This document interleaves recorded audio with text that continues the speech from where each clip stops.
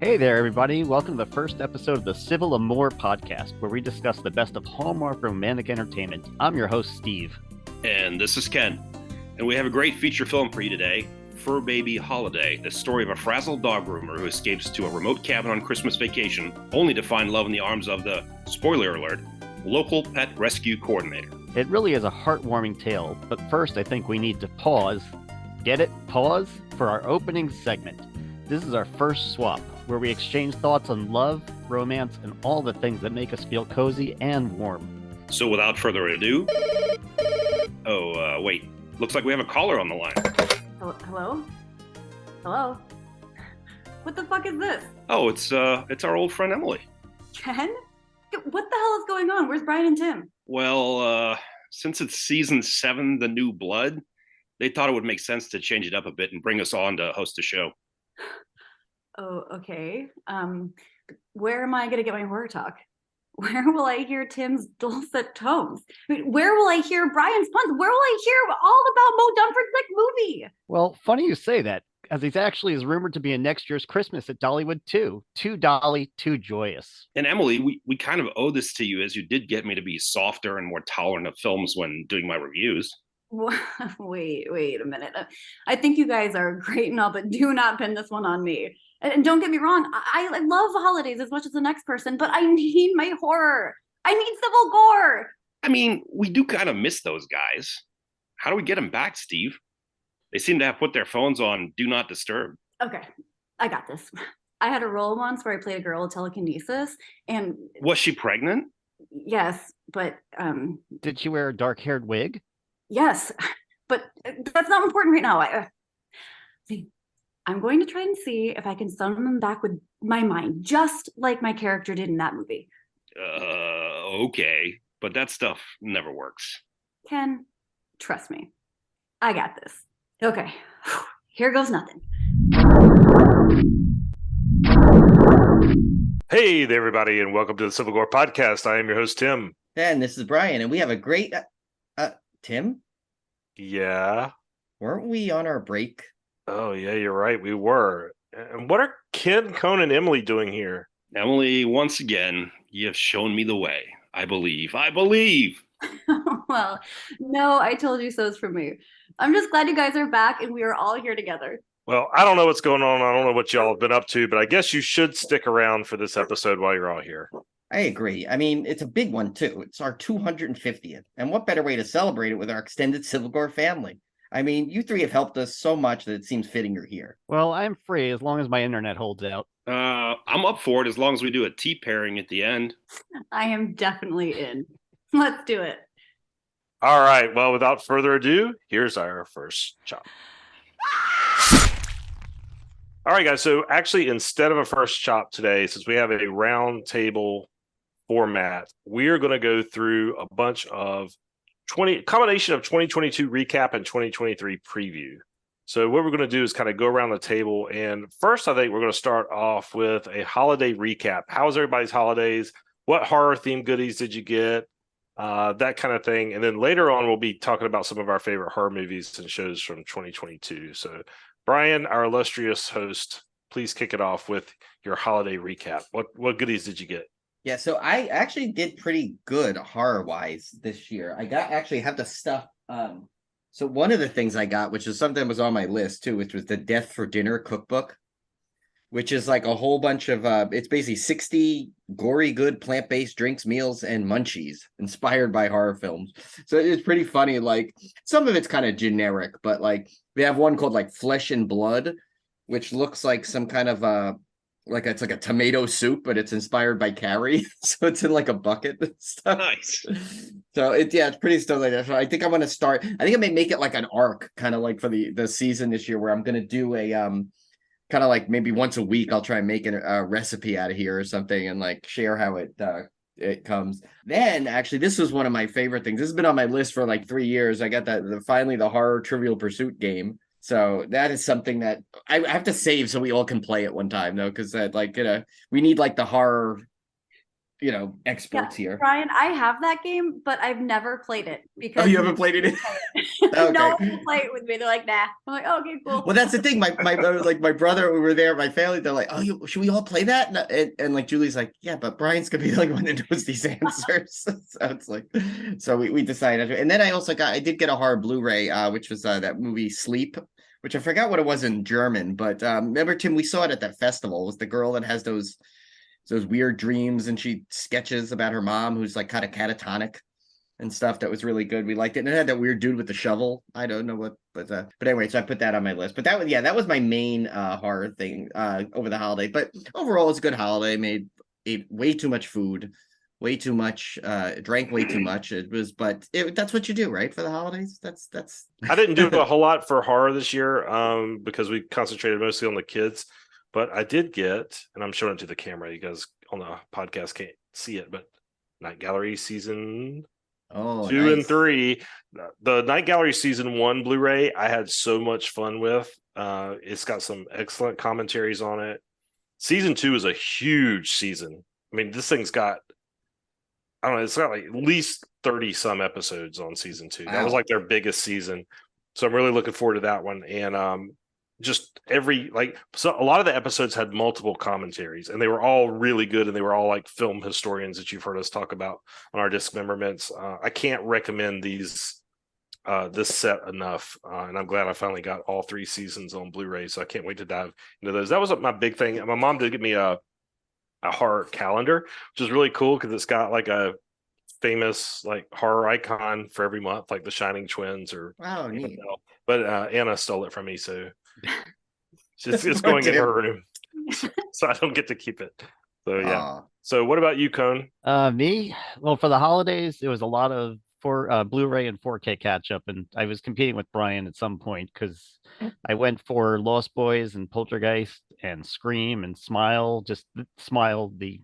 Scream the new version and Smile, thanks to you guys. So that's right. Yeah, you Nice. were the one of the winners. Yeah, that all went out, by the way. Yeah, hopefully everyone listening. It seems like everyone was getting their prizes for both contests. Actually, I think were shipped, all the Pearl ones and all the Smile ones. So yeah, and a couple of books to go to the eventual pile, but I mean, yeah, for me it was just catch up over the holidays and try to fill the backlogs. What about you, Ken? Well, it was a pretty quiet one for me. We stayed here local. We don't normally travel over the holidays anyway, but we had it planned. As Tim knows, I had to cancel because my dad had some health issues, so we did not go down to Wilmington to go see our folks. It would have been nice to meet up with Tim and link back up after what seems like forever. But it was nice being home, seeing the kids. As you guys know, my job had been gone a lot, so missed some Christmases, and it's nice to see them growing up. And they're a lot more fun when it comes to board games these days. Tim, I know that this is one I don't want to rub it in because I know your kids don't love the board games. No, my two and Kim are very avid board game players, and they're willing to try out new stuff. So we had quite a few board games we played. Special thanks to Steve Cohn here, hooked us all up with that 50% off sale at Barnes & Noble for board games. That tip, obviously you didn't make that deal happen. And Tim co-negotiated. Yeah, those are some connections if you can make it happen. But we spent a half a fortune there, 50%, buying all those games that they had on the shelf there, it seems like. So we should be taken care of for a while. We were going to open one like a month. We've already opened, I think, 2 or 3 of them. So, Steve, your prediction of within a month they'll all be gone, you may be right, but we'll see. Horror-wise, unlike you two, or maybe 3, I don't really collect a lot of physical media, which I'm afraid one of these days I'm going to kick myself in the butt for. But we just don't have the place to put it anywhere. So no remarkable gifts there on my end, sorry. But the board game haul was fantastic. So I appreciated the tip-off on that one. Emily, you had a very exciting holiday because basically you did a whole bunch of stuff in your travel, and you have something also cool to announce. So we're excited to hear about this. Thank you. Yeah, so I was in Denver. My sister and brother-in-law and adorable little nephew are there, and so I spent a prolonged period there. And as a Christmas present to me, my sister went with me to go see Violent Night, and Nice. so that's basically the only horror I watched while I was there, sadly, because I was just helping with the kid, and with the kid around, they didn't really want horror on the TV. Can't blame them. So we went and we saw Violent Night, and much to my surprise, my sister really enjoyed it. Nice. Yeah, so that was good. And For Christmas, well, you guys, I have the greatest friends in the whole wide world, and my friends bought me and sent me an Xbox with really, really, really amazing horror games, and so I'm very excited about that. I'm most excited to play the Friday the 13th one with them, and then let's see, over the holidays, yeah, just to wrap it up, I started and launched a creepy candle company. And so I spent most of my holiday season prepping that, taking photos, getting the molds, making them trial and error, a lot of trial, a lot of error, but up and running. So that was my holiday. Yeah, you guys have to see this. We shared it too. We shared it on Instagram, but go check this out. It's we'll put it in the show notes, Emily, the link again. But it's a black wax candle company. Some of the stuff you have there is so cool. But I think the coolest thing that you did is each candle has its own story with it, and that's the coolest part, I think, to me, is that, like, because now, like, everyone that, if someone buys it, they're in the house, people come over and say, oh, what a cool candle, and then they could tell the whole little tale with it, which is cool. And Ken, you bought one already, right? I did. Yeah, I bought a couple. They're very cool. The coolest ones I could not get because they're probably a little too scary for my kids. I think they're called the Sisters. Oh, the Starling Sisters, yeah. Yeah, they're really cool. I mean, those are really good looking candles, very intricate and beautiful. And I would love to have those around, but I would need, like, an office that they don't go into. And in this house, unfortunately, I don't have it. So I had to pass on that one for now, but I love those. They look awesome. Thanks. Yes, everyone check out Emily's site on Instagram, because she's got all the posts, and you do a good job, actually, I have to say, keeping up the promos and, like, featuring each candle. Thank you. So in there, so yeah, that's really it's time cool. to take new pictures, though. I'm like out of those ones. It's like, oh gosh, I have to go and take new ones. But I'll do it. It's fun. And yeah. Well, when Ken gets his, he needs to pose with them and send them in. So Yes, and Ken, please tell me if I'm so worried about shipping and that things might break during shipping. I have like 100 fragile stickers on it, so hopefully they treat it with care. Fragile. Yeah, it's a cone in it. Yeah. Nice. That's cool though. Yeah, it was good though that we all kept in touch through the holidays though too. So we kind of knew what was going on. It was kind of fun.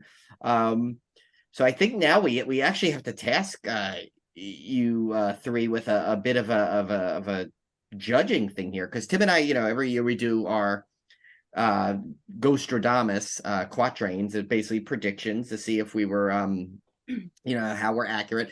Normally, kind of Tim and I kind of self-judge, but now that we have three people, it's the perfect number to break a tie or anything. So what we'll do is I guess we'll go around. We're going to do our new ones, by the way, next week. We're going to change it up a little bit. We're going to do it next week for the new ones.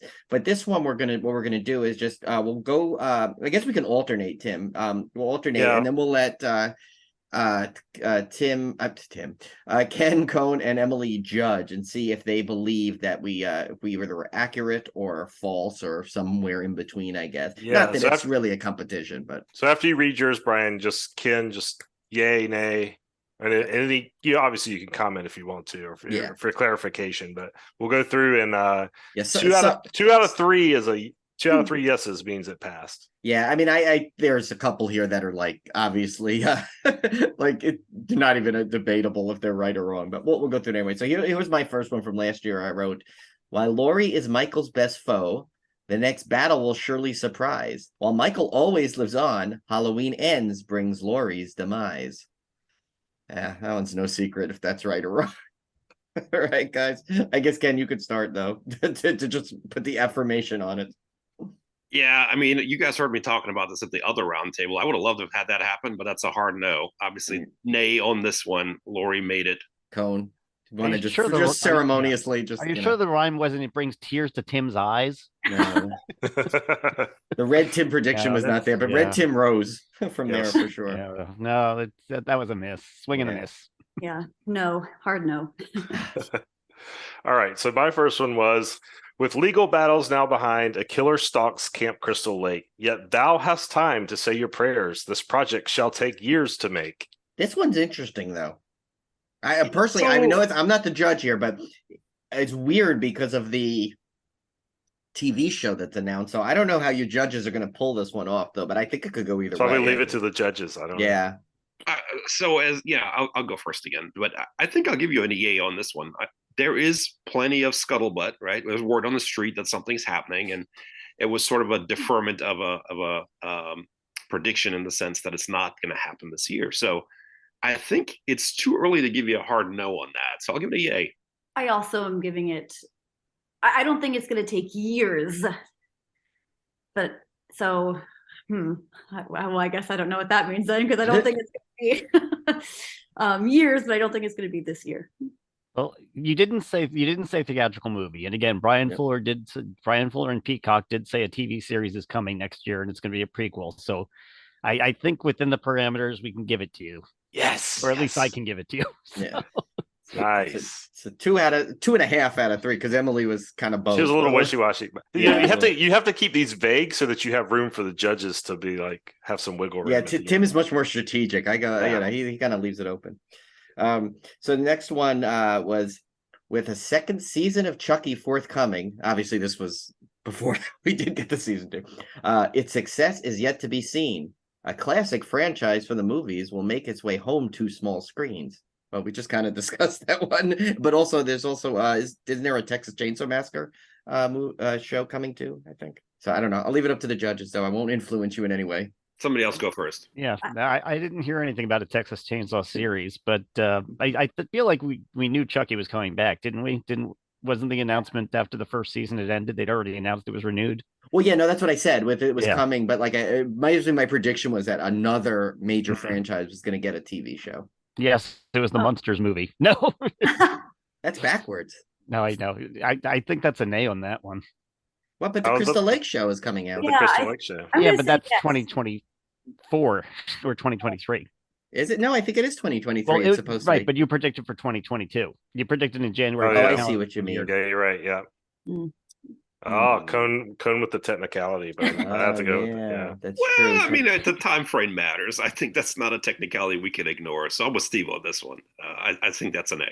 Did something come out? Am I missing one that came out? Wednesday was great, but that wasn't a movie, right? No, that was because they can't really. That was from a TV show to a movie to a TV show. Okay, well then, I guess nay. I'm sorry. Sorry, Brian. Think. Oh man, Brian, you're striking out here. All right, This is mine. Michael Myers has walked this town, and Ghostface stalked the neighborhood. This year brings one more famous face to prowl the shores of Wilmeywood. You guys might not even know. You might have to explain that one. So this was basically a prediction that another famous horror franchise would be filmed in Wilmington in 2022, besides Halloween and besides Scream. Well, as a former Wilmington native, if you can call me that, I think the answer is no, unless there's something that I don't. I don't think anything else came up. No, nothing else came up. That's hard. Only Welcome to Flatch has been filming in Wilmington this year. Yeah. So I didn't expect y'all. You guys might not know what's filming here and what's not, but it's a hard no. Now that you mentioned Wilmeywood, I'm so upset I never picked up that shirt. Well, it really wasn't in my size. It would have had to have too big for me. That cool Wilmeywood shirt. Oh, Wilmeywood shirt, yeah. Yeah, it showed all the movies that were filmed there, like on a little map. It was really cool, but just a little too big for me. Can I interrupt for a moment? So sorry, yes. I was cheating a little bit in internet Googling here. Interview with a Vampire, the show came out this year. Does that count? Oh, that was a great movie. I love that movie. If anybody's not seen it, please do. That is true. Tom Cruise as a vampire seemed like a terrible choice, and I was so wrong when I saw it. But you know what though? I have to be, I don't like to get any cheap wins here. I did say it was a classic franchise. I don't think that's technically a classic franchise. Fair. Yeah.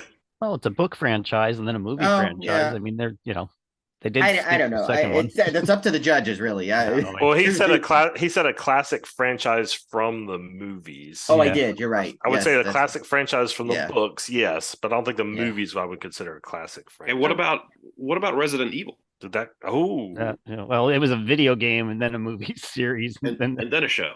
But it's definitely a franchise. And now it's is it a classic franchise? Was in Wilmington. I would give you Resident Evil. Actually, I think I would give you Resident Evil. So you're giving yourself Resident Evil. So no, that was mine. That was my Brian's. I think it would actually. All right, so we'll go. This is a first. We're going back to review the judge. Like Ken did his research. Like Ken switched his decision. He called back to Toronto like they do in the NHL for the instant replay. We need one more confirmation from Steve or Emily to change the outcome of that one. If they believe Resident Evil classifies as a classic franchise, I'm going to say yeah. Oh, there you go. Emily comes through. All right. It's been around 20 plus years, right? Emily's always got my back. All right. She tried. I knew she wanted to get me that win. All right. So Brian and I are both now one and one. Yeah. All right. Okay, so here's this one. Oh, this is gonna be a fun one here. So it says with films from popular directors such as Peele, Eggers, and Astor, Zombie will tackle the monsters, which sadly will be a disaster. Now, this one's this is a spot tough on, judges. right? This I think yes, it was a disaster from most people. Even though I it's funny, I liked it after all that, but yet it's like Yeah, I know people who did like it. I still haven't seen it, but I think the overall review was not great. Emily, I had you in my heart when I tried to watch that, and I couldn't get through it. I thought I better shut it off before I don't say something very nice. I'm proud of you. Yeah, I feel like the whole expectation of the change, the minute they were like, it's going to go right to Netflix, I think everybody just kind of went, okay, we're tempering it. And then once the trailers came out, we went, okay, it's an homage to the TV show that people don't really remember. So yeah. It's so funny. It's like I kind of went against my own prediction, and I actually went ahead and enjoyed it. But go figure. I don't know if I would call it a disaster because I think it ended up being a little bit better than people thought it would be, even though it was still back in your cage, Tim. You're not a judge. Yeah, well, yeah. The bar was low. I know. Yeah, well, I also think it has to be like it's like it's a term that it could depends on how you define disaster, like financially, like popularity wise. I think if it was released in theaters, then it would have been a disaster. But again, also, I'd like to point out that we could probably string together the number of times Tim said in a Civil Gore episode, I am a Rob Zombie apologist. That's true. So just for the record, I think he's doing that shit again. Yeah. I don't know that I am anymore, honestly. I don't know that I am anymore, really. Why don't we just print a shirt that says it? Just this way you can just walk up to people and be like, Rob Zombie apologist. Check it out. Check out the shirt. Okay, so this is my third one. The Wan, James Wan, has conjured horror's great, malignant films with scares and frights. James shall have his best year yet, with rich success that hits new heights. This one definitely is going to need a judge's ruling. Well, and we're talking 2022. So what? Hey, Megan, which I haven't seen. But that's January. That's 2023. Oh, damn it. Then no, there was nothing in 22. Well, Malignant was. That was one of my one of my. Was that 22? I thought that was 21. All right, no, going to the internet. I think that was 21. Guys. I thought it was 2021. Hold on. Yeah, it was because I had it in the quatrain. Oh, shoot. I thought, okay, then I got to take that out of my favorite movies of 2022. Yeah, he had archive. But if you've seen it in 2022, maybe that counts as your best from 2022. Yeah, no, I thought opening night. Yeah, his only 2022 was Archive 81, and that didn't get great reviews. And then Samurai Rabbit, the Usagi Chronicles, whatever the hell that is. So yeah, I think I busted on that one. Yeah. Again, Tim, I mean, you can lay the blame with yourself, but also the whole theatrical industry has shifted so much with the way release dates are and people going. So, yeah, don't think if Megan had just been a month earlier, I think I could have possibly pulled that one off. But yeah, so I'll give it to you because Megan was clearly made in 2022. So I think, and I haven't seen it, as I've said 3 times now, but apparently it's a commercial hit. So I'm going to give you a day on that one. I'm going to say that is a Wan movie made in 2022. Right. That is a great hit. It doesn't change the outcome, but Ken gives me a fine. Ken's taking Wan for the team. Yeah, nice. It was $1 million to 1 shot that Ken was going to get that one. So. He gives me the pity vote. I see how it is. Okay. All right. My final one. This one's it says, while we have many guests on to speak of this year, I think I will bet a guest we thought once out of reach will be someone we actually will get. I don't. Is that supposed to be? I mean, that's hard for you guys to judge because you don't know what was in our head. Yeah. But like, we're talking levels of like Barbara Crampton level. Yeah, like Joe Bob, like those kind of people, but I mean, we already had Emily on, so we got to that height, and that was, So.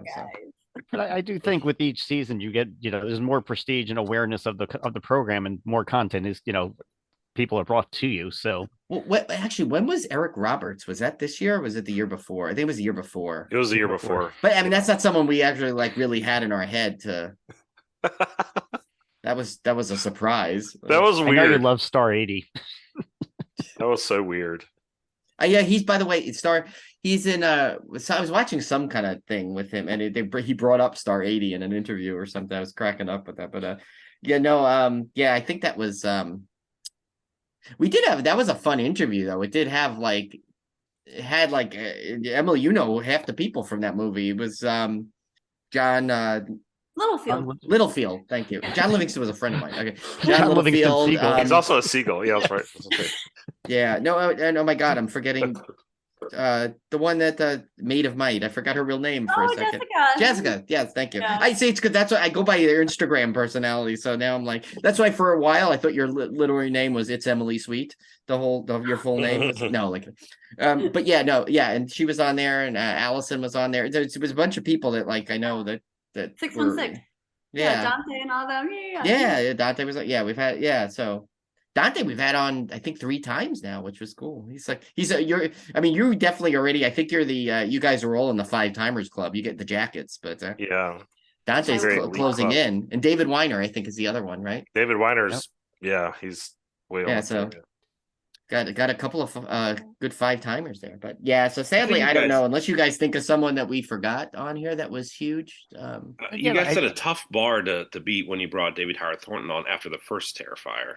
We did. We had him on early. He was like our first big guest. Yeah, and the Terrifier really wasn't such a huge commercial hit yet. Now it's like people are talking about it. You know, like this thing made the real news, not just the horror news. So to speak. Now we would probably never get him on. Right, it might be tough. You should reach out. I mean, that'd be real. Well, no, he'll still chat with us. Like I'll still like chat with him sometimes through Instagram and stuff. But I don't think we'll get. And we had like some of the bigger ones on earlier, like Felissa Rose when she was on, and Kelly Maroney. That was all like our first 2 years. I mean, if you got Felissa Rose, you kind of checked that box. So I think for you guys to go past that level, I hate to say it, but I don't think you've exceeded it this year just because, you didn't get Jamie Lee Curtis or anything.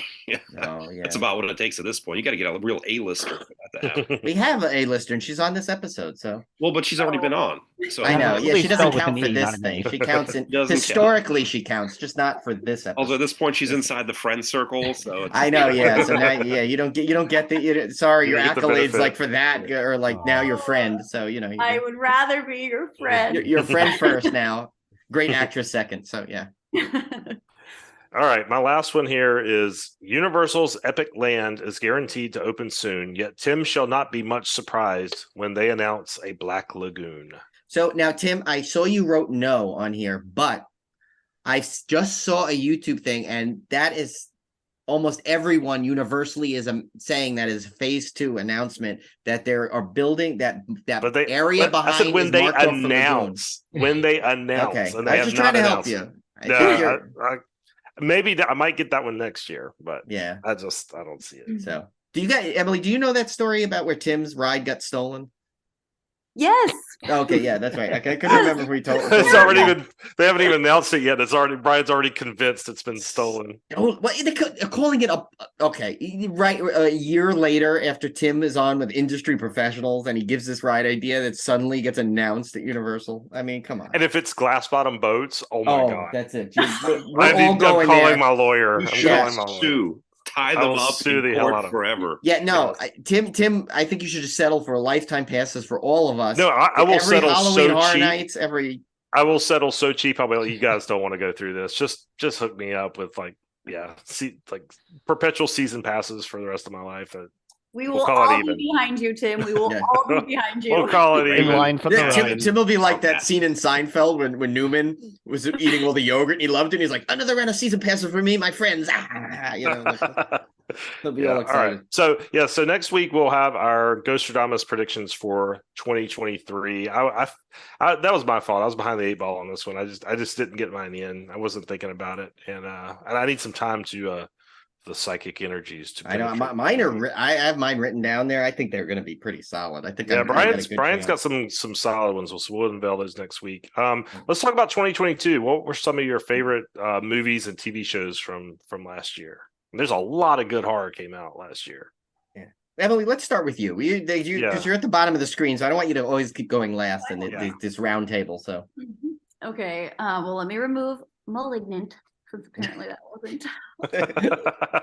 Okay, so I'm gonna do. Gosh, there is so much to love this year. I'm gonna do my runners up, which were Pearl, Studio 666, and Terrifier 2. But my favorites, hands down, were Barbarian, Hatching, and Watcher. Oh yes, Hatching. Hatching, we owe you so big for telling us to watch that one. It was so good. It's actually playing now at the Final Girl Berlin Film Festival. We just got like the press announcement today, and that was listed. It's funny, I'd say half the movies so far are movies we've seen already, though.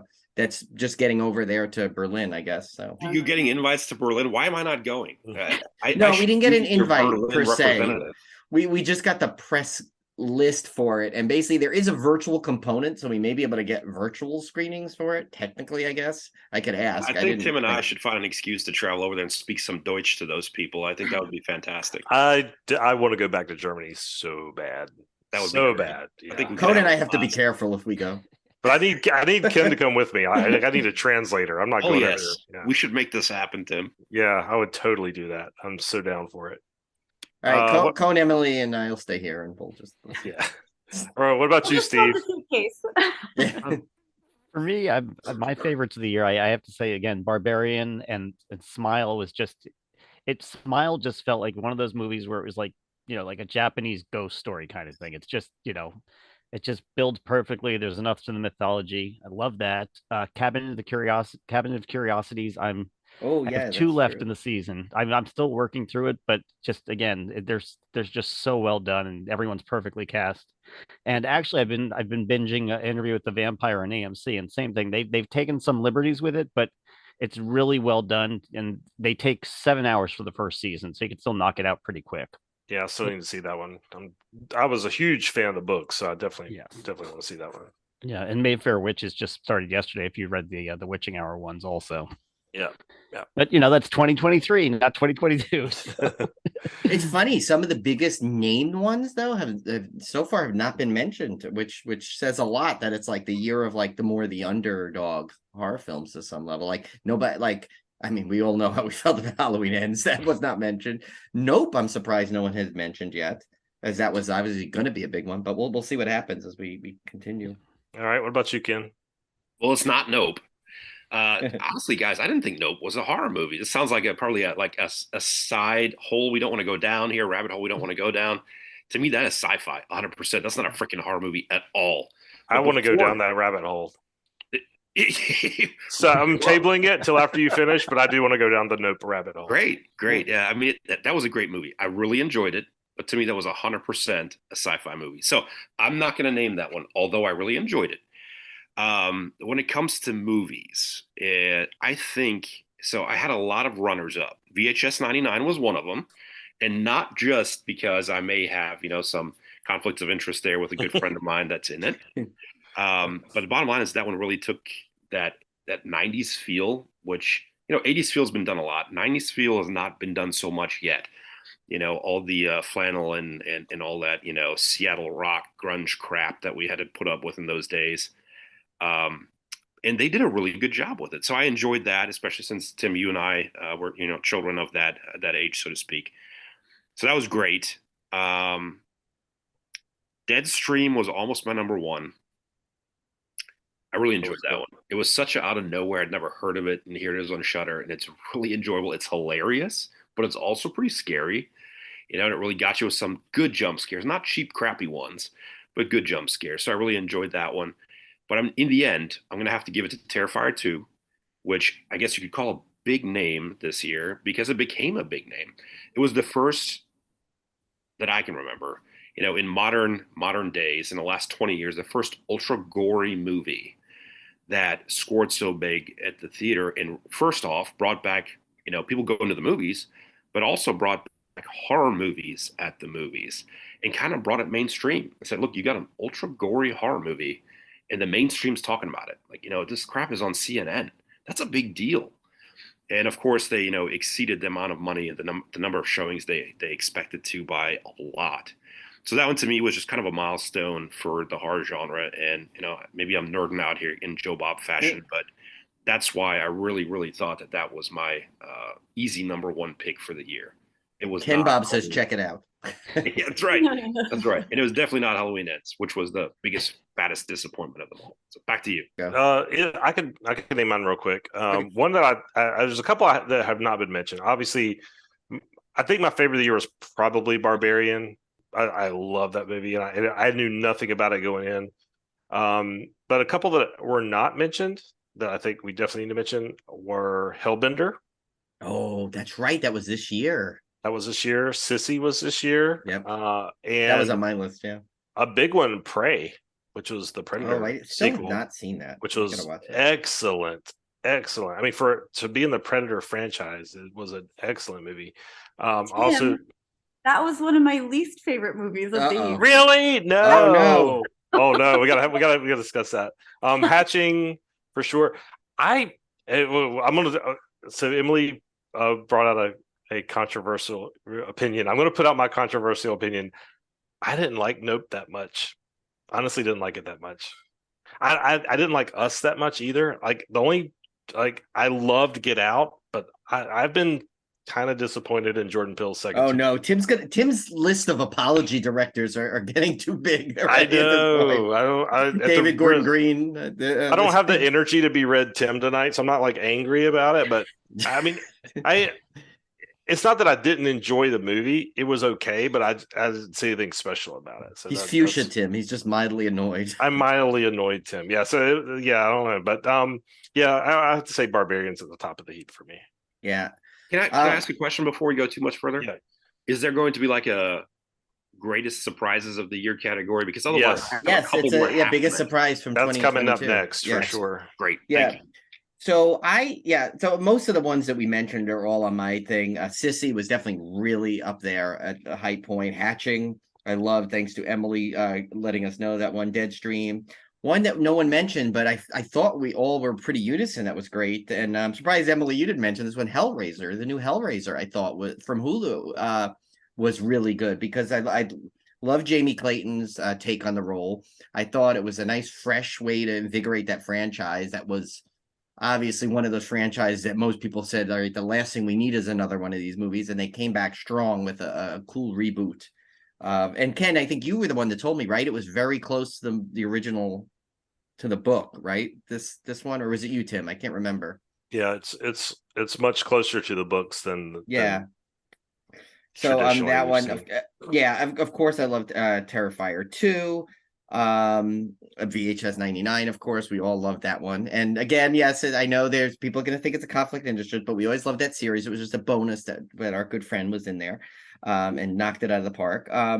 There was another one, Hellbender, of course, absolutely loved that one.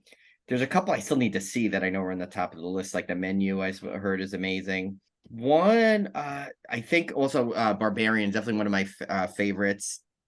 Also, I got a shout out, which a movie I watched like I think 4 times already, which was the Adult Swim / The Fireplace, which I love that one. But I think I have to say, I think my number one of the year, just because of the performance, just blew me away, was Pearl. I think Mia Goth was like, just that her monologue alone, like it's a shame that she is probably not even going to get nominated for an Academy Award for that. And I'm not just saying that because I love Hard, but that performance was amazing.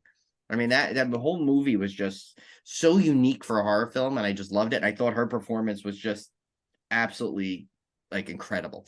So maybe, hopefully, now with the success of Terrifier 2, like some people wouldn't consider Pearl to be a horror movie, I suppose. So maybe people will start taking it a little bit more seriously.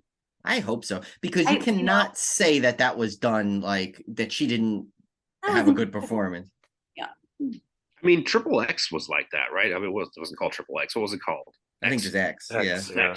I mean, yeah. So it kind of took the Triple X movies and said, hey, we're going to throw this out there and make you feel dirty about this movie for a little bit and turn it into a horror movie and turn this all sort of mainstream. And I love that concept. Now, I mean, it's not because I'm so into porn or anything, but I was amazed by them pushing that and turning it into a really good horror movie. I mean, that was a solid flick right there.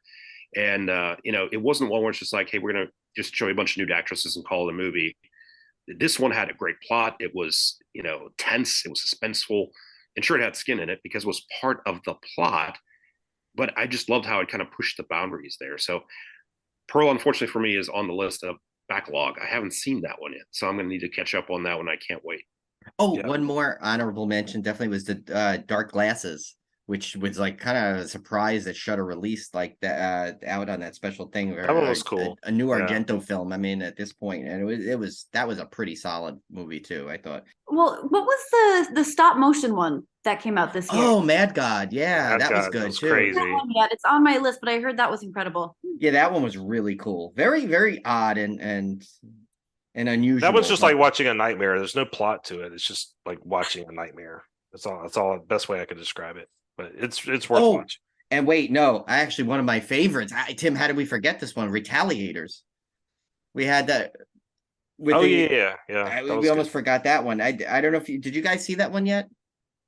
It's definitely considered a Christmas horror. We got the confirmation from the director, but yeah, that one's another great one you need to watch if you haven't seen that one. But yeah, there's so many good. But it's funny if you look, the biggest ones by name, none of us really mentioned. Like we didn't mention that even though we all kind of liked it, the Texas Chainsaw Massacre one because of Mo Dunford. Scream, no one mentioned the Scream 5. It was interesting. It's like some of the bigger ones. So it's like this was definitely the year for them. I mean, like Ken, I know you're anxious to do your most surprising one. I feel like that, like a lot of them could be labeled for that because I think all the big name ones, I guess, kind of fell short in comparison to the more more horror centric ones that like only the horror community would kind of know. Yeah, I don't necessarily disagree with you there. You didn't mention Hellraiser. I don't know if anybody's brought that one up. No, I did. I said that was one of my favorites. Yeah. Hellraiser was great. And I know some Yeah. people hated it because of what I think are ridiculous reasons. But I thought that that Hellraiser didn't suck. We haven't had a Hellraiser that didn't suck for a really long time. Like the concept's always been cool, but the execution's really been lacking for many years. So this one was really impressive to me. But all in all, there were just so many movies this year that were out of nowhere. I don't want to say that movies like X are low budget. They're not, right? That one had plenty of money behind it, big A-list actors, but it did great. I didn't see that one coming. And then it had plenty of small budget movies, like we were talking about. What was I saying there earlier? Sorry, I got to go back to my list here. Deadstream, for instance, right? Sissy. I mean, those are relatively small productions on a relatively low budget, not requiring a whole lot of special effects or anything, and they killed it. Terrifier 2, sure, a little more high budget than last time, but not really high budget at all, and it killed it. Right? Those movies are making a lot of money on small budgets, and I think that is just fantastic for the genre. So I was very happy with those. So, I mean, sure. Was the Scream movie terrible? No. Was it great? Definitely not. Was the Hellraiser movie great? Not really. It was good enough, but none of those were remarkable to me. These other movies were remarkable because of what they accomplished was so little. I think the big story out of this year, though, is going to be the return of the theater. Yeah. After post-pandemic with Avatar, not just horror, but Avatar, Maverick, Top Gun Maverick. I mean, we've had some big movies that we haven't seen in a couple of years hit the box office in that way. So I think the big story for 2023 is going to be the return of the box office. And I think with the success of Megan and Terrifier 2, you're going to see a lot of good horror coming to theaters, not just great horror that just comes out on Shudder kind of stuff, because they're realizing this stuff can make serious money. Well, I mean, think about it. This the first time I've been since the pandemic. I've been to theater twice, and second time was Friday when I saw Megan. The other time was Spider-Man. But other than that, it was like there was a lot on streaming, so a lot came home. A lot came really fast. If it hit the theater, it was already home right away, and it was and timing is an issue, and it's like. So it's like, but yeah, you'll see when we get to our little resolutions there. My goal is to kind of definitely go back to the theater more. Yeah, but we'll get to that in a little bit. So I guess oh yeah, and we didn't mention the TV shows, of course. Like if you want to mention horror TV shows, I know Cone mentioned the Cabinet of Curiosities. I definitely put that up there, and also gotta give it up to Joe Bob for always another good season of Last Drive-In. That's always a fun. I can't let you move on without saying Wednesday. Oh, of course, Wednesday. Yes, That that one Wednesday. is Yeah, it blew is me away. I didn't see that coming, and I expected nothing of that show at all. And not just was it, a nice take on the previous series, but it was actually horror. That was an yeah, actual horror show. There were things happening. There was a little bit of gore. It wasn't anything like, Evil Dead Rise or whatever, but it's definitely something that falls solidly into the horror genre, and it was popular. People were yeah. crazy about it, and not just because of the catchy dance number, but all the other stuff too. It was great, great acting, great story, and the critics freaking hated it, and people said no, no, thank you, we love this, which really bodes well for our genre, I think. Yeah. And it's And getting season plus, 2.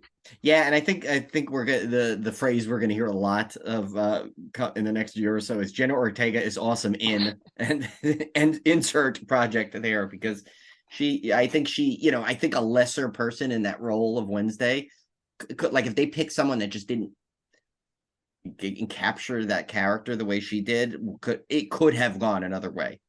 That show, I think she was a huge plus. Plus, the one that plays Enid, her friend in there, it was amazing in there. I thought that was really good too. Yeah, So no argument that the talent had a lot to do with it. She absolutely knocked it out of the park. But like I said, it's just a fortunate year for us as horror fans in 2022.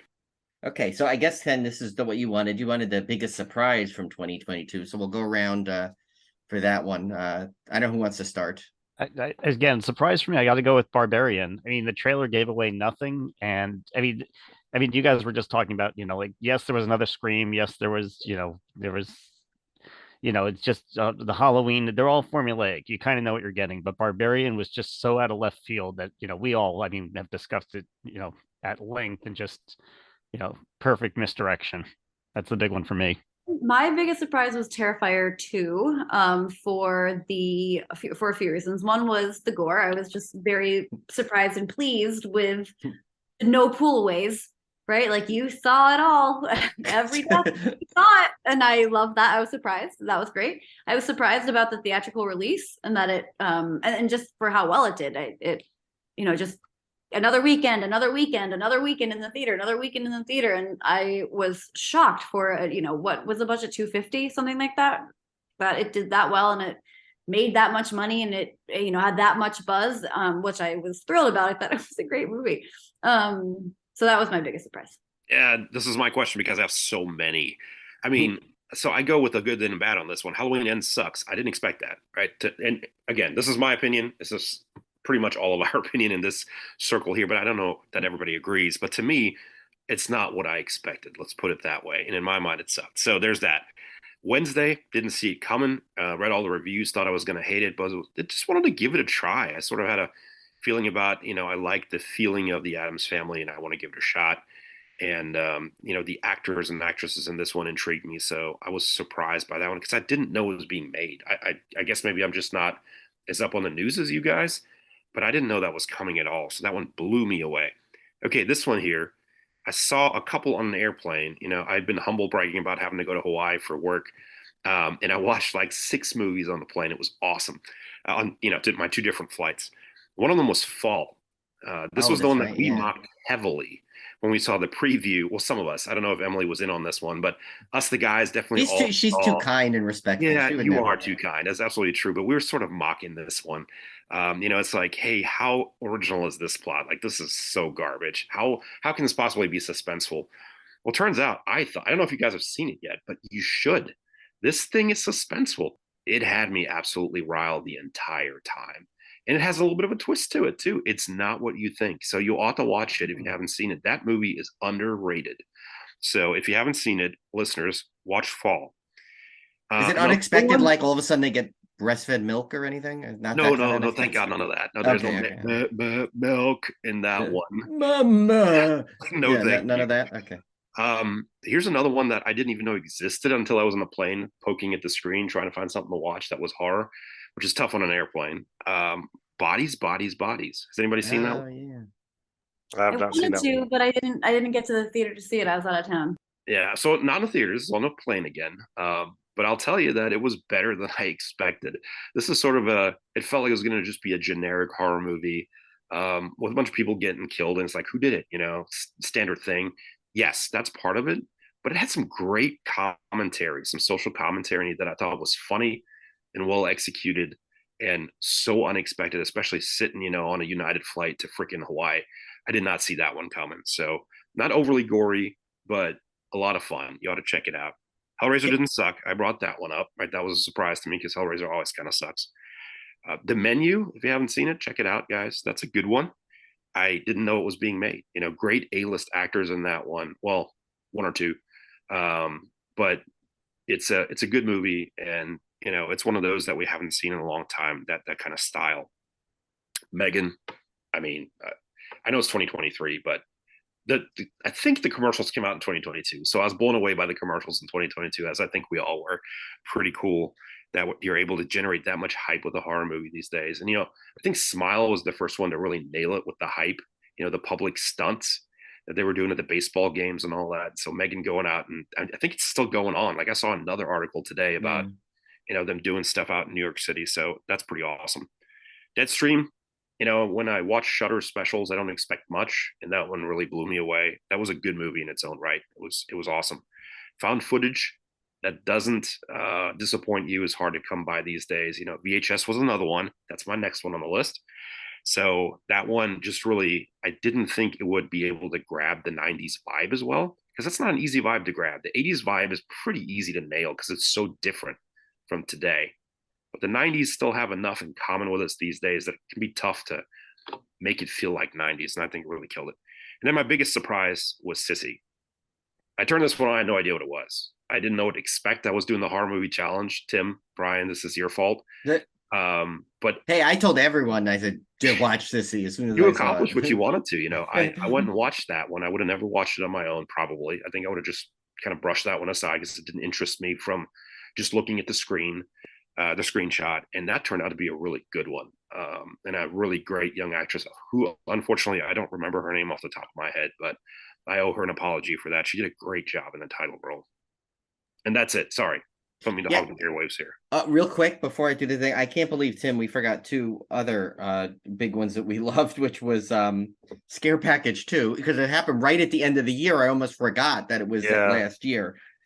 That was a huge one, and Symphony, the two anthologies that I love, along with VHS 99. I forgot. It was definitely three of my favorite movies this year were anthologies. And yeah, so Symphony was great, and Scare Package 2 was incredible. So I completely forgot about those because they happened towards the end of the year. So it was a big year. You forget what's there, but huge year, yeah. But I mean, I guess I might as well go into my surprises since I started talking for a change, right? Yeah, I think Sissy was one because I never when I saw it, we sent us the screeners. I knew nothing about it. So I just gave it a watch when we got the screener, and actually blew me away how good it was. I loved the surprisingly good gore for, like, if you think of the way that movie progresses, you don't expect the kind of gore you get in there, but it's really good. Well, Barbarian, of course, that blew everybody away who went in blind, like you should, for that movie, because there's no way on earth you could expect even the first 20 minutes you're watching that, you have no idea what kind of movie it is. So that one was incredible. And then Retaliators, again, because I never, we got offered the screener in an interview, so we probably would have not, it may not have been on our radar, and that I ended up absolutely loving that one. I think maybe I would say Hatching too, to some level, because it was a foreign film. I think it was from Finland, and sometimes those don't get a lot of a lot of promotion around here. So I think, Emily, if you hadn't said anything, we may have completely missed that one. So. And that is honestly the only reason I knew was because I have the AMC A-list, and I go, okay, I have nothing to do today, and I just scroll to see if any horror movie is playing, and that one was playing, and I was like, okay, sure, why not? Yeah, because you told us right away. You I just got, oh my god, this was amazing. You have to see that. I went into that movie being like, oh god, who knows? All right, that's probably gonna be dumb, but it was great. Yeah, and then of course, probably this might have to be the biggest surprise, just because it was kind of a surprise for everybody. Was that Yule Log Fireplace one, because that was just, to me, so ingenious, so cool and bizarre and off the wall and unlike anything that it's hard to get that creative with something that where you could say, like, I honestly have not seen that go. And I think what was cool is they kept progressing it into a different way. Like, literally, like, I think Jeff Whitmire described it because he did a tweet along, and it was so funny because he's like, wait a minute, I didn't realize you could leave that camera shot. It's like you first thought, you're like, oh, I see what they're going to do. They're going to have this whole movie play out in front of this fireplace. And then when they moved away from there and you got into the whole world of it, it just, this is bonkers, completely bonkers. But so that one has to be on my list for best surprises, because I think everybody was just surprised that it even existed, let alone what it was. So I've got one that has not been mentioned before Oh. yet. And this was my surprise of the year. And that was Orphan First Kill. Oh, I forgot to Which yeah. was freaking awesome. It was. It's the most ridiculous concept, because Isabel Furman was 10 years old when she did the first Orphan. And instead of making this a sequel that takes place 10 years later, like you would expect, they make it a prequel. So she's now 23 playing a 10-year-old, and they don't acknowledge that. They just go with it and assume you're okay with that. And then you're going, oh my God, well, they can't do another twist like they did in Orphan, because we know everything about Orphan. And somehow they pulled off some twists, and it's the most bonkers movie. I sat down and watched that just for like completion's sake. I watched the first Orphan, I guess I'll have to watch the second Orphan. Had no idea going into it, and I was like laughing the entire time. I was like, how did this movie get made? And it is incredible. If you haven't seen it, like who greenlit it, who what craziness decided this was a good idea and then actually made it. And then it's just but it's a fun movie. It's a fun God knows you got to turn your brain off. Please turn your brain off before you go into this movie. But if you just go with it and just accept it for what it is, it's a blast. And it's look at this world we live in. Tim preferred Orphan First Kill to Halloween Ends, something I never would have imagined in a million years. And it's also got Julia Stiles in it. So who I met. I know we got all the Julia Stiles. We all love Julia Stiles. So and Cone told the story, which did we tell it on air or did we tell it in our text feed about her text feed her certain body part called my name? We'll leave that where it is. Emily's just shaking your head. Quick. I have a friend who saw Halloween Ends in the theaters 3 times, loved it, absolutely loved it. I don't know if it was an ironic love or like a genuine love, but 3 times. I don't know how you could ironically love that. Even ironically love that movie. What kind of a sicko puts themselves through that? It's sadomasochist here. Loved it. Ridiculous. But, so can I ask, what did they give you a reason why they loved it? Like, did they say like a specific, or they just loved it for the? I don't know. I didn't get really an explanation. It was just a giddy. I loved it. Really? Yeah. There's somebody for everybody. Did they imbibe something before they went and saw this? Yeah, get off the drugs. Who knows? Oh, wow. No, you know what? Listen, I know a lot of people actually, through the course of our discussions on the internet, I know a lot of people love it. Definitely became a polarizing movie. One you would never expect it to be that polarizing, but it was, to each their own. Like I said, not that I want to rehash this because we don't want to dredge up poor Red Tim again. He's tired. He needs his rest. We got a lot of movies coming out this year. We need to save him for when we need him. But yeah, like I said, that it wasn't so much the way they did the movie is when they did it. That can't be a finale to the trilogy. But we've discussed this. Obviously, let's not even talk about it. We'll just say go back to that great round table. Go listen to our Halloween roundtable. Halloween Ends roundtable. That was one of the funnest episodes we had, I think. But the debut of Red Tim. Yeah, and it was so it was fun. So now I will look towards 2023, and I gave us a nice little cheat sheet here. Because it's hard, because especially with and like a lot of some of it you'll see it's TBA, it's expected in 2023. But like Cone said earlier, he's he kind of does that for a living. Really, he's in there, the marketing strategy, he sees all that. It's hard to ever pinpoint an exact release date, whether it's going to be in the theater, whether it's going to be streaming, whether it's going to be delayed. The last couple of years have been impossible to predict what's actually coming out, like any past like 3 months from like in the time frame. But we'll try our best here. So I guess we'll go around and see what everyone's looking forward to the most. 2023. It could be a movie, TV show. We'll do both. Kind of in the same thing. So I guess let's start with Ken this time. Oh, this is so great. This is so easy for me here. So thanks for the list, though. That's always a tough one because I don't really like take notes mentally on what everything's coming, what all is coming every year. But I've been really, really enjoying the Cocaine Bear previews. Yeah. Those trailers are fantastic. So that is up on the list for me. I don't know if it's going to be a genuine horror movie or what, but that one I'm gonna have to see it. It looks like Nick Cage crazy to me, absolutely like Nick Cage on cocaine kind of crazy. Cocaine Bear. I mean, I got to see it. So I'm really looking forward to that one. I just wish we all could have been in the same city and all seen that together or something. That would have been so much fun. Maybe have a couple of drinks beforehand. Oh, yeah. That's one that's going to really be a fun one to watch, I think. I'm very curious about Salem's Lot. Like you, Brian, you and I have talked about this. We both have some childhood trauma from the original movie, or was it the miniseries? It was both technically. They made it into a movie, but it was a miniseries originally. Yeah, and it was in the scariest horror movies ever show on I forget the actual title on Netflix. I'm not sorry, on Shudder, which was fantastic. But yeah, so I'm curious. I got scarred by this movie as a kid. I will never ever forget that scene. And they're remaking it. So it doesn't even notice I'm imitating it. They've been doing a generally really good job remaking these Stephen King movies. I mean, true.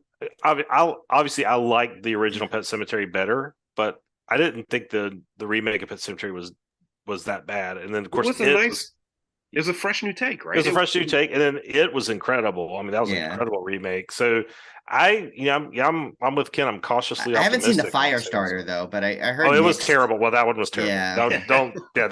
That's the exception to my rule. That one was awful. I mean, the original Firestarter was never that great to begin with, honestly. True. We don't want to go down that rabbit hole. Somebody might feel strongly about that. I don't know. But I keep on going down my list. I'm almost at the end. This one, the title got me, so I just need to know what it is. I'm going to have to see it.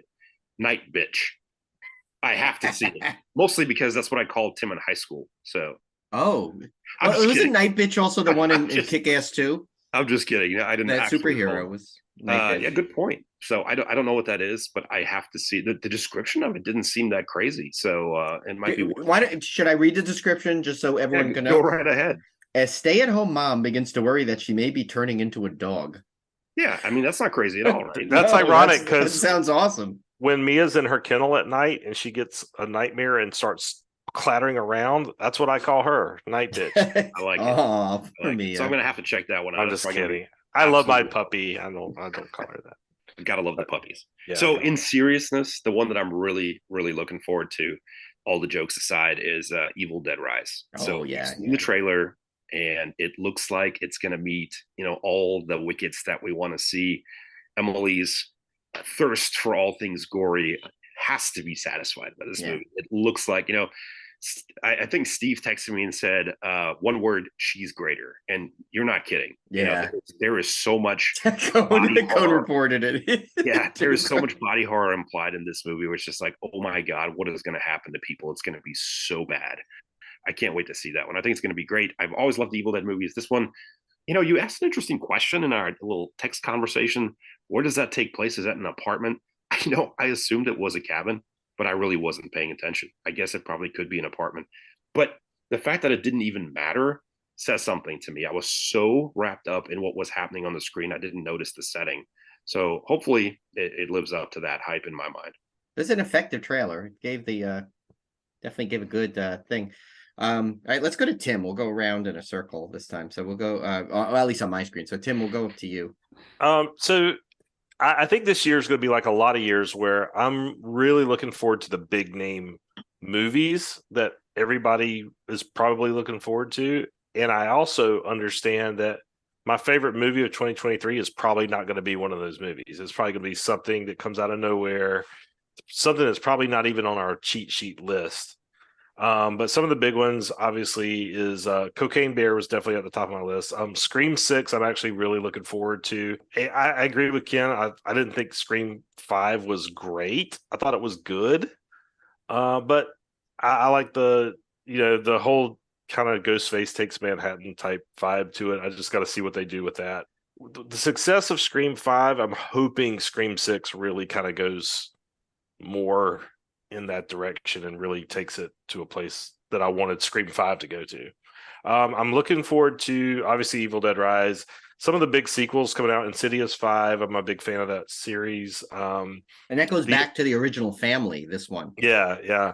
Which is cool. So that's I'm actually really looking forward to the Exorcist remake or what. Even though I know even with Red Tim, like potential for I it? know it's not going to be. I mean, obviously, I know it's not going to equal The Exorcist, but I'm curious to see what they do with it because The Exorcist TV show was actually really good. They really did a good job with that series. If you guys have not seen it, it was on for 2 seasons. And if they can somehow at least get close to what that TV series did, I think it could be a decent movie. I'm not looking forward to Saw 10. I'm done with Saw. I'm kind of over Saw. I've been over Saw for like 5 movies now. Renfield with Nicolas Cage. That looks great. Oh god, that got like roars in the theater. Like I can't wait before Megan, the trailer for that. Some of the bigger ones, Strangers 3, obviously, I'm a fan of that series. So yeah, I feel like I'm really looking forward to like these big sequels and big remakes. But I believe the at the end of the year, I think we're going to be proven right, just like in 2022, that the movies we love the most are going to be the ones we don't even know about yet. Yeah. The one thing too is I heard, I don't know if this is, I didn't check to verify this, but I was watching Haunted Hippie Horrors preview of it, her YouTube channel, and she said that they got Ellen Burstyn back actually for The Exorcist, which is impressive. Wow. And she's like 90 something years old. So he has a way to bring these people back into his franchise. Does she bring them back from the dead, or is she actually still alive? She's alive, but okay. Oh my God, Tim, that would be a feat right there. I would definitely watch that. Yeah, well, then drag her corpse onto the screen. Yeah, can do you guys know that? anything about the movie? Do you know anything about is it supposed to be a reboot, a remake, a continuation of some sort? What is it? It's a sequel. It's a sequel, yeah. It's a sequel. The first one, I think it takes place. The second one didn't count again, or something, right? Yeah, but the series was a sequel as well. So it's going to be interesting to see how the movie differs from the TV show in terms of being a sequel. But I don't know. I have somewhat good vibes about it. I don't know. Maybe it'll be interesting. I'll be totally off. Yeah. I think it is such fertile ground to tread right there. But the thing is, the original Exorcist just went places that you can't go anymore. You cannot do what that movie did anymore. Not even with an R rating. There's no freaking way. And you guys know exactly what I'm talking about, right? The crucifix scene, some of the things this little girl says would get you sued these days if you had a child actor doing that. So how do you, especially in Florida, that? Right? How do you? Yeah, there you go. How do you get to that level of shock that The Exorcist gave us? I think it may work for a younger audience, but I'm afraid as old people that have seen the original, and I say old people, Emily, I don't include you, but you've seen a lot of old movies. And The Exorcist is old at this point. And you appreciate that movie. But if you've not seen that original, you might like it. I am afraid that those of us who've seen the original are going to have a tough time appreciating the new one. Unless and Tim, you're better at this than I am. And I'll put Emily in my heart and try to be nice. But I'll have to take this one as something new and different and separate and try to just separate it from the original. Maybe then I'll enjoy it. But, well, I think we're also, too, a lot of us are going to be going into it with already a critical eye with David Gordon Green after how he ended the last one. The anticipation that we keep talking about is real for me. It's a really big deal. And so notably this year, like Tim and you said, Brian, all the movies that we thought were great were ones that we didn't know what we're going to get, you go into these franchises and you get something, you have an expectation, it's not met, and you're let down. It's the anticipation. Mom always said the horror. Right. Mom always said horror's like a box of chocolates. Never know what you're going to get. Yeah. So I guess I'll go next. Some of the ones that you guys mentioned are definitely up there. One that we didn't mention, which of course, big M. Night Shyamalan fan, Knock at the Cabin looks really good. Plus, I saw that when I first saw the actual trailer before Megan, I was like, wow, this actually looks even better than I thought. I'm actually very intrigued to see that. There is, of course, Cocaine Bear, Scream 6, the big ones. Of course, we want to see Evil Dead Rise, Insidious. One of the ones that may fall on the radar to a lot of people is the Never Hike Alone 2, the sequel to Never Hike Alone and Never Hike in the Snow. Both fan Friday the 13th films. But I mean, they get like real people, like Tom Matthews reprises his role as Tommy Jarvis in this. So I don't know if you've seen the first two, but they're really good. Really good fan films. They're like level that they could fit into the franchise. They're that good. So I'm actually looking forward to that. There was the Boogeyman I want to see because it's an adaptation of Stephen King, but Rob Savage, of course, from Host and Dashcam fame, is going to be doing that one. So I'd love to see what he could do with like an already established piece of work like something with Stephen King. Salem's Lot, some levels probably my favorite just because of, like Ken said, one of my favorites of all time, very traumatic. So it's one of the movies that still kind of freaks me out at this, not a lot does anymore because we've seen so much, but that still will kind of hit me in the right spot. But this is one that, again, I heard on Haunted Hippie Horror, she mentioned, and apparently this has been delayed a couple of times, but I'm going to read you the synopsis, Tim, and tell me this is not something that you would want to see. Wait, I'm looking for I'm scrolling it on the thing here. A Dark Harvest. Listen to the plot of this. It says a legendary monster called October Boy terrorizes residents in a small Midwestern town when he rises from the cornfields every Halloween with his butcher knife and makes his way towards those who are brave enough to confront him. Now, if that doesn't sound like a me and Tim movie. Yeah. Anything with harvesting and October and cornfields. Yeah. I remember she did a funny bit on it. She's like, October Boy. She goes, I want to see October. Yeah, I mean, just something like that. Like that's like Candy Corn's Scarecrow level. Fear Farm. I'm thinking of Emily in a cheerleader outfit running. Yeah, that was the most athletic run I've ever seen. I didn't know where you're quite going with that at first, Ken, when all of a sudden that just popped into your head. But Okay, hold on. I was going to let him go. I was not going to stifle him. Friend circle, remember? I know. Yeah. We still need to do, Emily, we still never did that. We need to do our tweet along with Fear Farm with you involved. All of us need to do that. Do you have to wear the cheerleader outfit or no? You can wear the cheerleader outfit. Only you, Steve. Yeah, I will. don't have it, but you can wear one. I don't have it. Ironically, Steve has one, so no. Go figure. He's always looking for an excuse to wear it too. So. I know. Now we give it to him. But yeah, no, that's the thing. And then if it does come out this year, of course, I'm looking forward to the Friday 13th series, Crystal Lake.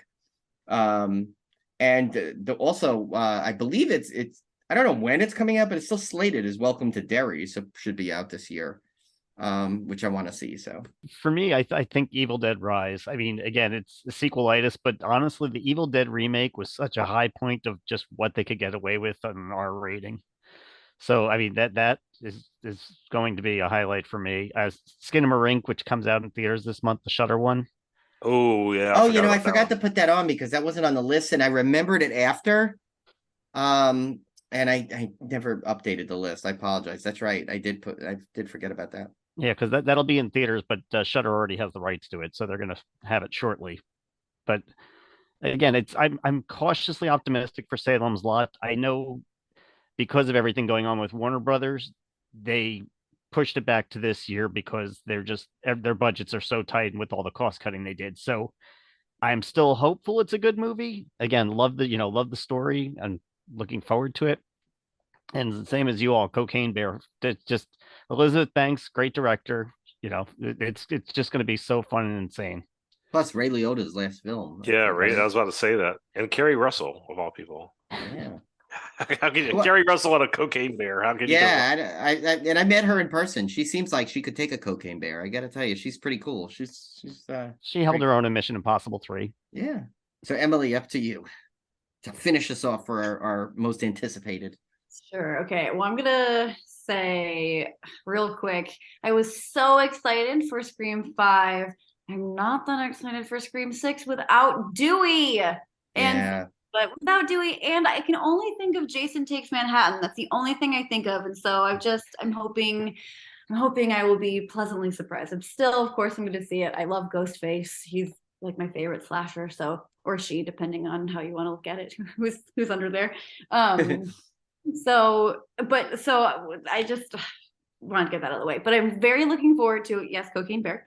Although I don't like when animals die, or when animals die, even if it is CGI, and I can only imagine that a cocaine bear is probably going to die, whether it's by consuming all that cocaine or, humans as its doom. But I am very much looking forward to that. I'm looking forward to Evil Dead Rise. The Red Band trailer had me very excited. I love the gore, and I'm sorry, Tim, but I am a sucker for gore, so I'm excited for Saw 10. I'm excited because I just feel like I can see gore in the movies on the big screen, and anytime I get to see gore on the big screen, I am very pleased. So I am looking forward to that. It's so funny, like the whole Ken Emily dynamic that used to be there is now replaced with Emily Tim. Now it seems like it's like Timely now is the we don't know what's But by the way, there's also, I heard, a sequel in the works called Cone Cane Bear, as I heard. So, Ooh, that would be cool. Cone's hairy Waffle enough. cone. I mean, Waffle cone. Yes. Emily's like, I'm in. I'm okay. Oh, right. Great, bring it on. But I do agree, like the Saw movies, they aren't, they've dwindled, but I'm still, again, just mainly because of the gore. Super excited for Renfield. Cannot wait for Renfield. Also, if Welcome to Derry does come out this year, very, very, very much looking forward to that. And I am not trying to be vain at this one. I'm a little embarrassed to even say it. I don't mean to be vain. I'm not trying to do like a shameless plug, but the Joe Bob's Briggs producers did that movie I did in Serbia, and we did. Oh, is that coming out this year? I would meant to ask you if it was. I'm so sorry. I was going to put that on the list. I didn't know. It's supposed to, and because it was shot on film, I have not seen one thing, not one thing, because there's no playback on film, and so I just am very, very curious for my own. Again, I don't mean to be vain. I know it sounds very. No, vain. are you kidding? No, that's on the top of our list now too. What's the name? Yeah, what's the title of this? It's still currently, it's called Eight Eyes, but I mean that might change. I don't know, but yeah, that's supposed to come out this year, and I just I'm very intrigued. I want to know what it looks like. I just want to see it. That'd be good. Imagine we got to all see it together at some point. That'd be cool. But so I guess the next thing we'll do is just have two more things. We'll go. One of them, is this is a quick one to go around. What is the movie or TV show that you've had on your watch list that you've said 2023, this is the year I am going to watch this finally? So Emily, we'll start with you this time. Thanks to you, Human Resources. Yes. Yes. I have you will love that. I'm very excited. I haven't been like, I have so many. I have every time I see one, I screenshot it on my phone, and I just have a folder in my photos of horror movies that I need to watch. The list is too long, but Human Resources is at the top of the list. Nice. For me, Near Dark. It's a blind spot. I wish I had seen it, and it's on Shudder. And it's early Catherine Bigelow, and it's vampires and Bill Paxton, right? Just say yes. Yes, I believe so. Yes. Sorry. Near I haven't Dark's, seen it in a Near Dark's while. incredible. I haven't seen it in second. a long time. It's a great movie. Yeah. That's mine. Yes, and it is on Shudder. You know what? I guess I'll go. I think definitely one of them I think it's going to be actually The Menu. I've been dying to see it. And the one I still haven't, I own it now, and I still have yet to see it. It was Night House, Rebecca Hall's. So I'm putting that on the list too. Mostly a couple of recent stuff I determined to watch this year. And because it's like a shame I didn't get to watch it. I want to try and watch, because I have a feeling a lot of these things will be up for the Fangoria Chainsaw Awards, and I want to make sure I get to see everything that could possibly be up on that award show this year. I tried last year. I got pretty close, but then he did a whole bunch of those little random ones that I just never got to see. So I'm going to try and see those really soon.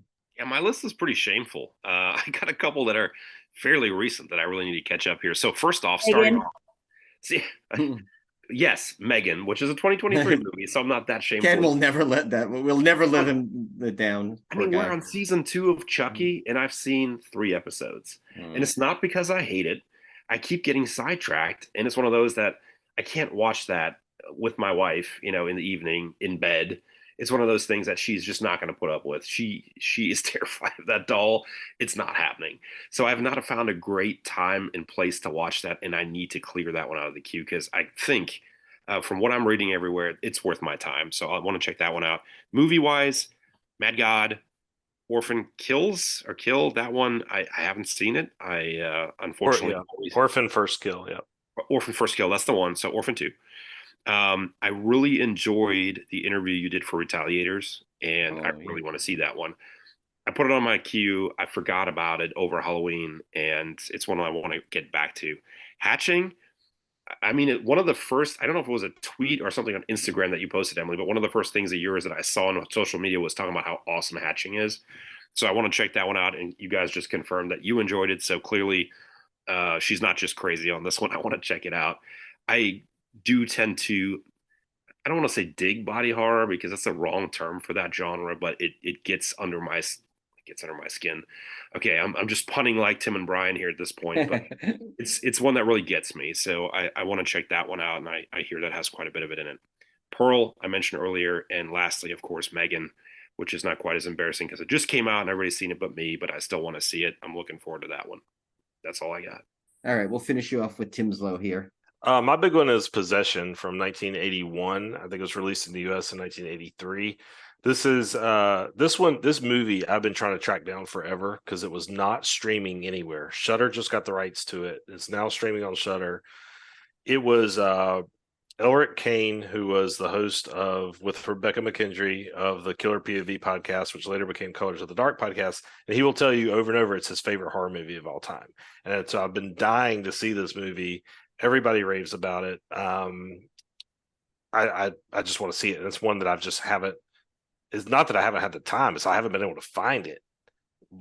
Versus just going out and buying an expensive Blu-ray copy of it. So that's the number one, and I will probably be watching that this weekend actually on my list. So Nice. Oh, and actually, this is not horror, but Conan, I highly suggest you watch Streets of Fire before we meet Michael Paré at the New Jersey Horror Con. I will definitely do that before New Jersey Horror Con. Yeah. So next one, the final thing here we have is in here is your horror resolutions for this year. That could be either, I mean, I know we kind of touched on things you want to see, but maybe just more a global thing, like things you want to accomplish this year in horror. So, we'll start with Tim. I don't think we started with him yet. So mine is to read more horror novels. I did a lot of reading in 2022. I set a reading challenge in 2022 to read 52 books, one for each week of the year, and I did that. I got it done. But it was all kinds of genres. It was fantasy, it was historical, it was Western, it was nonfiction. I read a little bit of everything. For 2023, I'd really like to focus on horror because I took a lot of the best of 2022 horror list, and I would constantly be looking for those books on sale. So I've got a really big backlog of like 20 to 30 horror novels that were big, critically acclaimed in 2022 that I've got now in my library to read for this upcoming year. So that's my big resolution, is to read more horror and hopefully get that on the show where I can review some of these books. All right, so I got one serious one and a couple that are jokey, but the serious one is to see a horror movie in the theater. I have seen 0 horror movies since COVID struck. So the only movie I've been to the theater for since then was Top Gun 2, which was amazing. I saw that in a movie that had rumblers in the seats and everything. It was super awesome. IMAX screen. What a great experience. But I haven't seen anything since. And you guys were just giving me a hard time the other day about Megan. I almost got to see it. And then as I was about to depart the house because I had some me time, somebody else walked back in and it was all over. But I will get there, and I will. We're going to do a Kickstarter to get Ken to see Megan this week. You have to pay off my family to let me go. No, I'll get out. I'll just request some time, but I just hadn't made the effort, and I really want to. There's been so much great stuff. So hopefully 2023 will give me the right opportunity to go see something that I want to go see. I'd love to go to the German Horror Con with Tim. Any German Horror Con will do. That is a great thing that I just added to the list. And lastly, this one is only half joking. Doing shots with Emily Sweet wherever, whenever, and the rest of you guys, be that in Las Vegas, somewhere in the Midwest, California, I don't care. Oh, that will happen. You guys let me know. I mean, here in DC, we've got the Exorcist steps. Come see me. We'll do shots on the Exorcist steps and fall down. I don't think. Have you seen me walk, Ken? Do you really want me drinking near the longest steps? Like, we can recreate the final scene. Yeah, I'll be. We'll just call you Father Karras. Yeah, I'll be Father Karras. So I like it. You'll be caressing me away with a broken neck. But Yeah, that'd be great. So yeah, I'm looking forward to a great year. But I like that. Well, everyone's got that on their list. I don't know what that says about Emily, but we want to drink with Emily. I want to drink with you guys. looking forward. We've only to done it virtually, but it should be be fun. But speaking of Emily, you will go. I guess we'll go next. What's your horror resolution? I also very much would like to go to a horror con with you guys. That is definitely, I don't know if it can happen this year. I am hoping, I'm trying, I'm looking. You guys got to let me know in advance when they all are. But that is my real one, but one I think I can really do is to play your challenge and claim all the objectives. Oh. I never do that because especially in October, it's crunch time for my Halloween party, and I'm just constantly away, not here, building at my friend's house, building all the sets and facades and all that stuff, and so it's hard for me to do it. But I always want to, and so I'm doing it this year. Nice. We'll make it extra hard for you too. So. Thanks. I mean, after all, you even had a challenge name in honor of you a couple years back. So you have to participate. Definitely reading for me. I mean, much like Tim, I don't know if you've got it in your reading list, but the Knock at the Cabin Door, it's based on a book which they don't even mention in the promos. So for me, catching up on that, catching up on my King backlog, and catching up on our video game playing, guys, because I know. we've got Well, Evil tomorrow, Dead right? and We have Friday the tomorrow 13th. night. Yes. Emily's Xbox debut. Yay! Best present. Yeah, so I have a couple of things, some kind of funny, but all like true. Like this year, if I'm out there, I am determined we're gonna go to Emily's awesome Halloween party for sure. Because if you have not heard or seen pictures, they are incredibly epic. They rival like Halloween Horror Nights at the level of detail. She's already started, like she already has the theme. She's already working on it. I mean, it's like, and it's not, it's January, and that's. So it's a true labor of love. So I definitely want to do that. I definitely think I want to, try and definitely see more in the theater. I want to now that I feel okay going back. I mean, I was definitely slower than most people to go back to the theater just because I grew up in an erotic Jewish family my whole life. So, it's like COVID was literally like the thing they've been prepping me for my whole life. Yes, I want to do that. But then the number one thing, and I probably didn't share this with the podcast as much, but you all know, as I have probably at least like 16 horror movie ideas that I need to. My goal is to at least get one script written completely this year.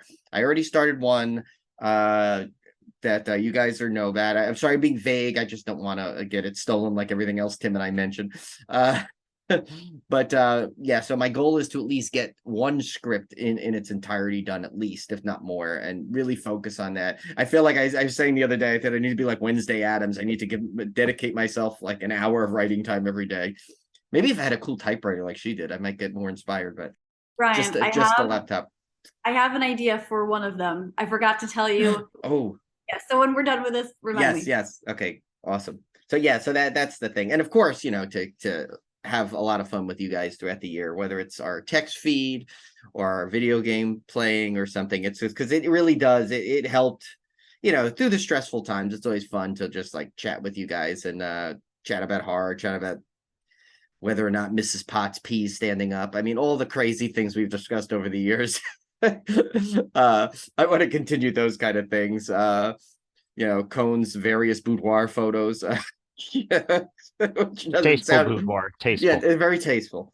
But yeah, no, all the kind of fun like that. I just want to continue that. I never want that not to lose steam. I never want it to lose steam. It's always fun. It's one of the highlights of the day is coming up with arguably some of the silliest things you'll ever hear. We warned Emily when she joined our text feed that she was gonna, but she joined right in, and she comes up with the best things. I think the funniest is when, because of that time zone, when Emily catches up and her little summary of the morning things are pretty funny. And then Ken missed it that one day where he was like 8 hours. And he goes, the best was, so I'll share this with you on that whole Mrs. Potts thing. We basically, I don't know, I think Cone started it. Somehow we were discussing whether or not Mrs. Potts ever went to the bathroom, I guess, right? Was that how it Or started? yes, because she's serving tea from her Right. insides. So Right. So we wondered what, yeah. So basically, it went on for about like 6 hours of discussion. But Ken, I think you were in a meeting or something, or you were in something all day, and he comes back after like seriously 162 texts on the topic. And I said, "So Ken, what's your idea?" He goes, "What the fuck are you guys talking about?" Yeah, I picked the wrong day to have a long day of work where Yeah, Ken it was was funny, but into yeah. something. So yeah, but oh yeah, that's one of the things for sure that I absolutely like hope that gets even better this next year too. So yeah, I think that's really it, because we don't have we didn't do a real movie. We want to wait on talking about Megan until Ken gets to see it. But yeah, I think we're off to a good start here with 2022. Next week I think we decided that we might do Megan as the main movie. Yeah, I'm hoping to, because I really want to talk about it. Yeah, I want to. It's definitely a fun thing, and then we'll also have Tim's to be trap, which I sent him, which is this could be one for the ages. And we'll also have next week. I think we'll have our new Ghostradamus predictions for this year. So Cone, Emily, Ken, you need to listen carefully, because you need to be prepared to judge very harshly this next year. But you guys know I'm always ready to judge harshly. Yeah, I know. Even though Emily softened you up, there's Say still you're that little a bit of gruff. man now. He is. Yeah, it's so weird to see like Ken, like the softer side of Ken. It's like, no, he's always like he's one of the nicest people you'll ever meet. It's like So, but yeah, so I think I think we have a fun year coming up. We have a couple of months. We have the New Jersey Horror Con, which Yep. should be fun. Oh, and more guests are, as we're speaking, I think more guests are going to be announced tomorrow, so that should be interesting. Still, I still think they should have Emily Sweet as a guest of honor, but Yeah, that's our. I think this year, Ken, I'm going to drive and pick you up on the way. Oh. I'm not flying. I'm all for it, man. That'd be a great road trip for us. Yeah, I Yeah, think it'll be fun. Tim doesn't do well on these trips to New York on flights. It just I've had bad luck there, so I think I'm gonna do, because we might get my brother to go. If we can get my brother to go, Well, we're that'd be a definitely going. blast. Yeah, That'd be a that'd be fun. blast. and So, then yeah. Emily will surprise us and fly in at the last minute and surprise us all. She'll be over there at the autograph table making money. I know. We'll have to be her. Then we'll have to be her handlers, though. We'll have to That's help her right. out. She'll be making money off of us. Huh? You'll be making money off of us right there. the hotel's dog friendly, literally. Yeah, it is. You can bring Bandito. I will say it's just a fun fact. I don't know actually how fun this is, but I plenty of times have been very drunk and someone has said, "I've never been here." And I go, "You haven't? Let's go." And then we do all the ticket stuff. And so maybe just one of these times just get me wasted and then be like, "Well, hey, you know what? You've never been to the work on New Jersey." I'd be like, "You know what? I haven't." And then I'll So now she's giving us the secret There you key go. to unlock. And your family's 3 hours away, so they can come up and say hi too. That's or maybe true. even less. Yeah.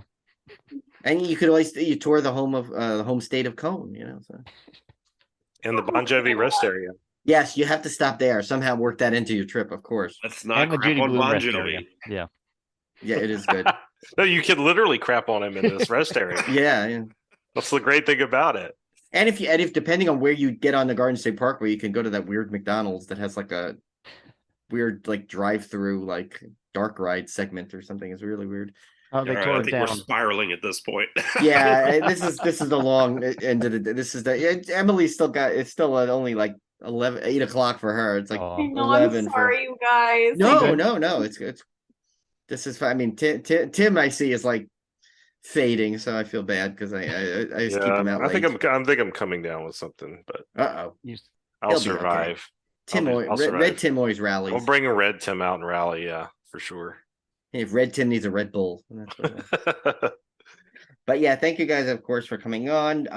As always, you guys are part of the show. You know that now. It's like you're just, all the support you've given us too. It's always, it just keeps us like more like, it keeps it fresh. It's always fun. We'll definitely do some roundtables this year again. Like I think a Scream would be a perfect one to do a roundtable for. Evil Dead, I think, is a huge one.